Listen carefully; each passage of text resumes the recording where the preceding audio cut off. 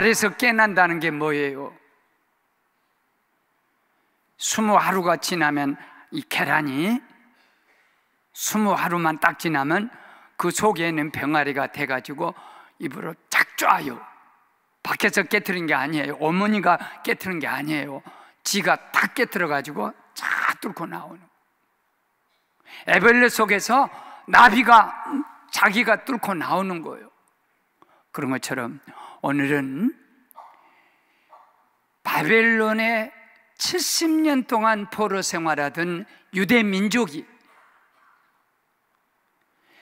70년이 시간이 딱 지나니까 포로도 끝이 나는 거예요. 그때 저 지역 지방 도시 국가인 페르시아라는 그 국가의 왕에게 고레스야, 네가 만일 내 백성 이스라엘을 바벨론으로부터 해방시켜서 성전을 짓게 하면 내가 이 바벨론을 너에게 주겠다. 하나님은 그냥 무지막지하게 일 안 시켜요. 맹수 한 그릇 딱 떠주는 그곳에요, 반드시 상상할 수 없는 축복이 있는 거예요. 아멘.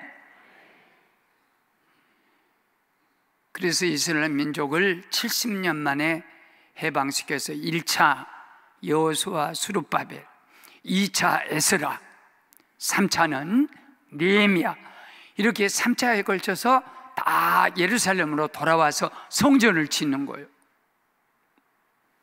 그런데 그 페르시아의 아수로 왕 시대에 모르드게하고 에스터 그리고 유대 민족은 귀환하지를 못했어요. 우리나라도 마찬가지입니다. 일본이 손을 들었지만은 일본의 사업체, 관계, 결혼 문제, 이런 가정 문제를 가지고 있는 우리 제1동포들은 귀환을 못했어요. 저 사할진에 우리 동포들도 일제 때 강제징용 또는 흩어졌던 우리 민족이 돌아오지 못하고, 저 중국에 가면 심양이든지 또 영길이든지 이런 곳에, 흑룡강성이든지 이런 곳에 다 흩어졌던 우리 민족이 독립에 대해서도 못 온 민족이 700만이에요. 그러듯이 유대 민족도 못 왔는데, 야, 이 유태 민족은 노예 민족인데 왕비가 유태 민족 노예 속에서 나온 거예요.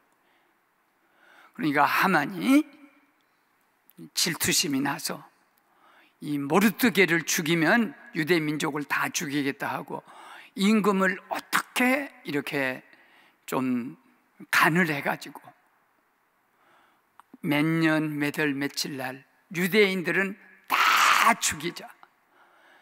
유대인 학살 사건에 이미 직인을 딱 찍었어요. 인장을 찍었어요. 그때 모르드게는 우리 민족이 조국으로 귀환할 때 다 돌아가야 하는데 여러 가지 형편과 처지 때문에 못 돌아갔더니 결국은 여기서 죽는구나 그러고 에스더에게 네가 왕비니까 임금한테 찾아가서 우리의 억울한 얘기를 얘기하고 우리 민족을 살려라. 그런데 에스더가 못한다 그랬어요. 임금이 나를 부르지도 않았는데, 왕이 저를 한 달 동안 안 불렀는데 내가 그냥 푸석 임금님 우리 민족이 어렵습니다 하고 나가면 누가 죽인지 모르게 자기를 첩자인 줄 알고 죽인다는 거예요. 그때 모르드게가 아주 유명한 말을 통해서 잠들어 있는 에스더를 깨우는 그런 말씀을 주셨는데, 전에 케네디 대통령도 그랬어요. 그분이 젊으신 분이 그 위대한 지도자가 될, 세계적인 지도자가 될 수 있었던 것은 조국이 여러분을 위해서 무엇을 해주기를 바라지 말고 여러분이 조국을 위해서 무엇인가 할 것을 뒤엎어서 생각해 봐라. 이 말 한마디가 그 미국의 전 백성을 이렇게 깨우고 살려서 세계적인 나라의 위치에 갈 수 있도록 했던 연설이 그 연설이에요. 그러면 모르드게는 도대체 무엇을 에스더에게서 깨우게 했냐? 세 가지를 깨웠어요. 이건 우리들도 깨놔야 할 것들 중에 하나예요. 첫째는 관심. 나하고 무슨 상관이 있냐? 모르드게 왕비인 에스더에게 너는 왕궁에 있으니 모든 유다 백성 중에 홀로 미워하리라 생각지 말라.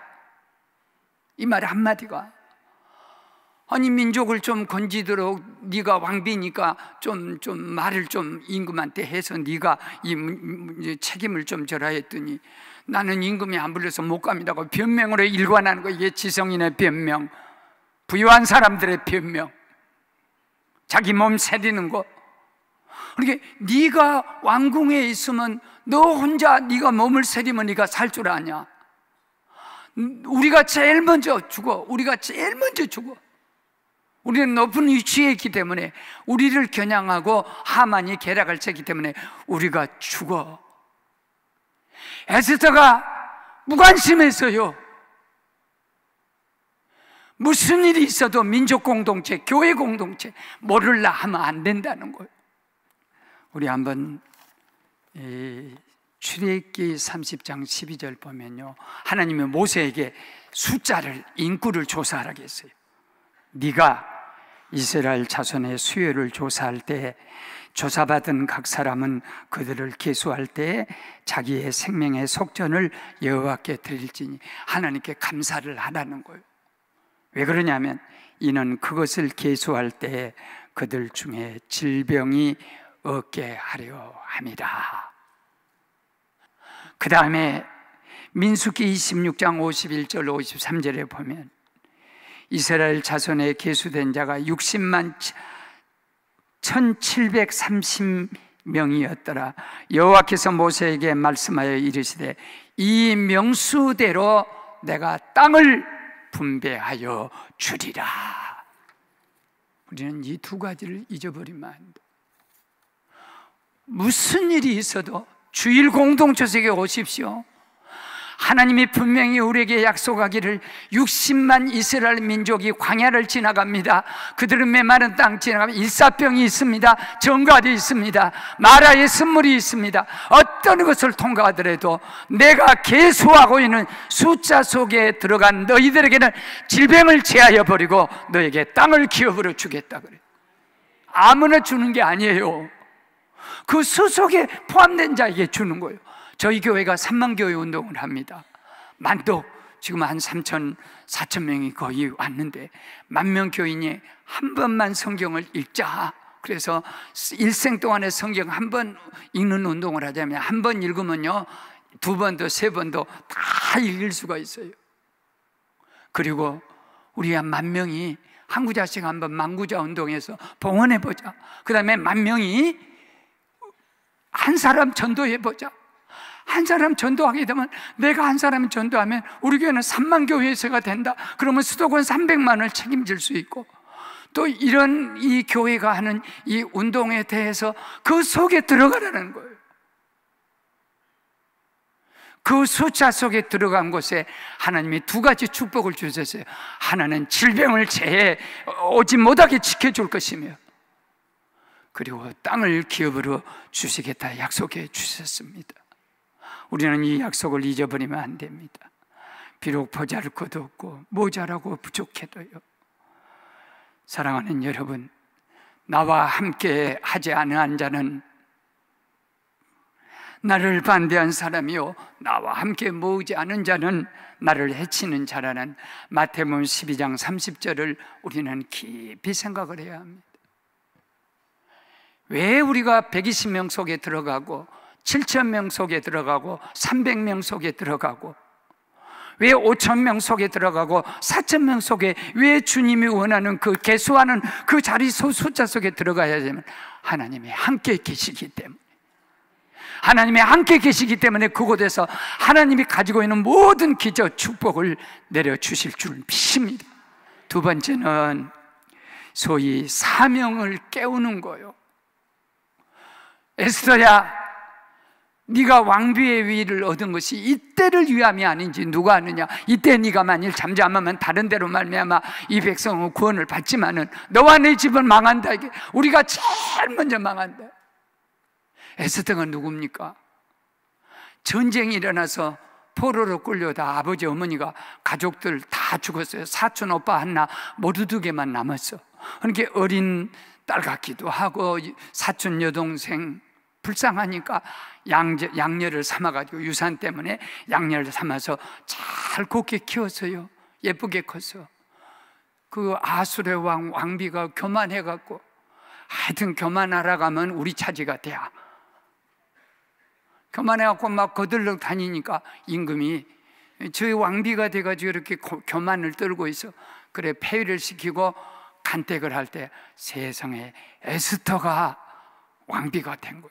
그렇게 그 전 부인이 잘 실각을 당했어.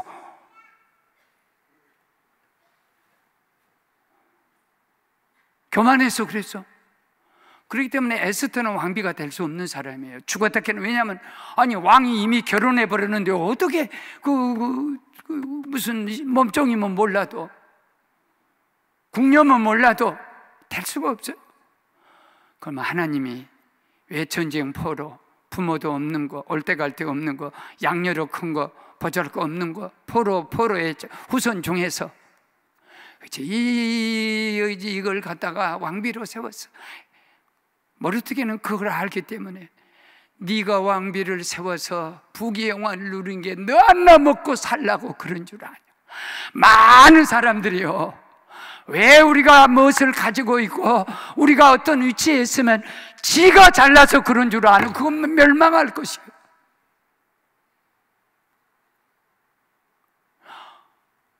까닭없이 똑같은 사람이 사는데, 우리 민족은 세계에서 예수 제일 잘 믿는 민족이거든. 그러면 손바닥만한 민족, 보잘것없는 민족, 미신 민족, 그리고 세국 정체가 민족, 제일 뒤선 민족, 이 민족에게 복음이 들어와서 이렇게 왕성하게 눈을 밤에 눈 뜨고 보면 십자가.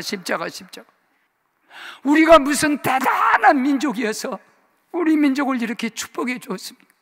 교만하면 전염병이든 기근이든 무엇이든지 그 민족과 교회가 교만하게 되면 그냥 가져가는 거예요.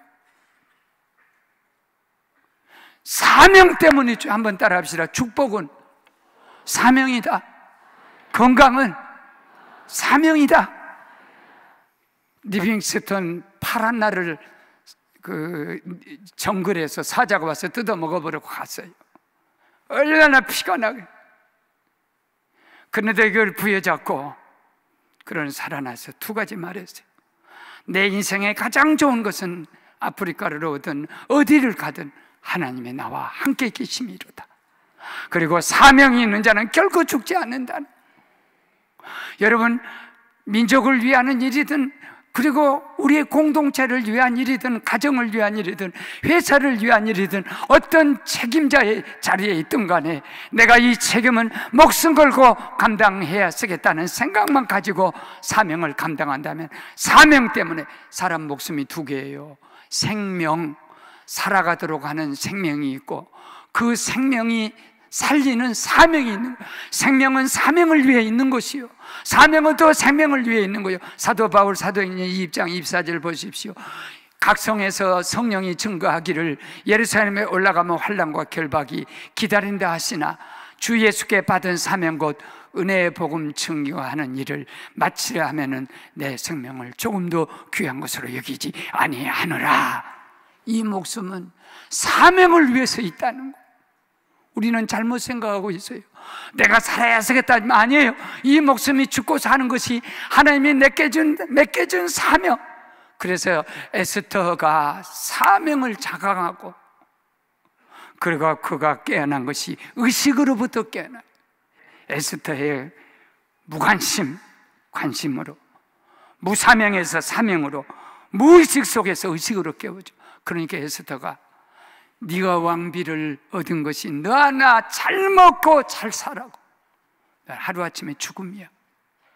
너 같은 것을 저 왕비로 세워준 것은 이때를 위해서. 사람이 2가지를 알아야 돼요. 때를 아는 것은 지혜며 하나님의 뜻을 아는 것은 지혜 중에 지혜예요.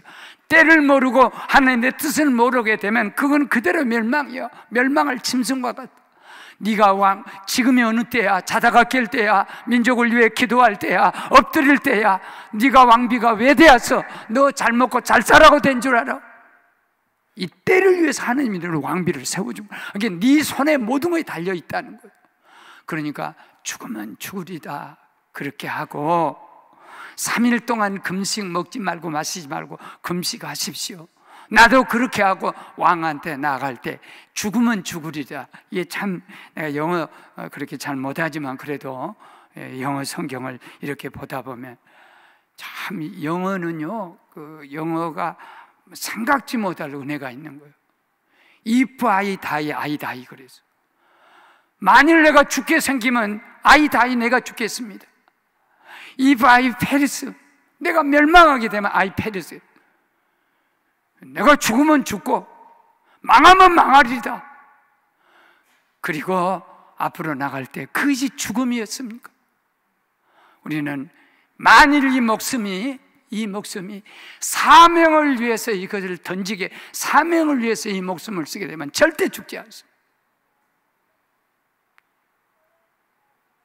왜 죽지 않냐?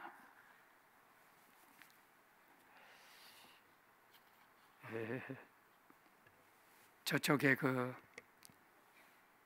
아프리카 그 원주민에게 선교사님이 가서 선교를 하는데, 이 선교사가 가지고 있지 않는 무엇을 아프리카 원주민이 갖고 있는 거예요.